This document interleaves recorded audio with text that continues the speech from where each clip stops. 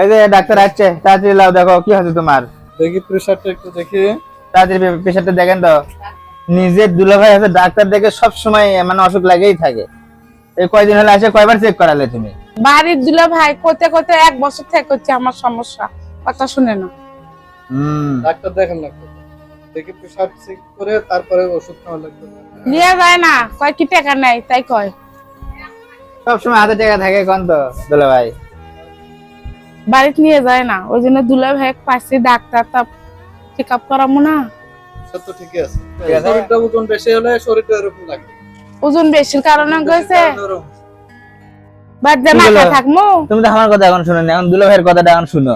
কি করলে ওজন আদম কমাতে করবি? গেলে হাঁটা চলা করতে হবে, সকাল বিকাল হাঁটাহাঁটি করতে হবে।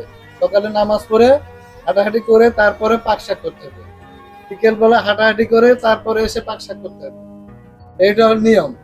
তারপর খাবারটা কমাতে হবে। এক 2 প্লেটের জায়গায় 1 প্লেট খাবার, 3 বারের জায়গায় 4 বার খাবার। আর কম খেলে ঘুম ধরে না। ওগুলো কথা ভাবিলাই, এখন থেকে দুলাভাইয়ের কথা মাইনে চলা লাগবে। তোমাকে ওই জন্য খাবার কমান লাগবে, তাহলে আমারও না খাবার বাঁচবি নি। তোমার দেখানি আমার ভুল হয়েছে, তুমি আরেকটা বুঝাইলে এখন আমার খাবারই দিবার লাগে বাচ্চা।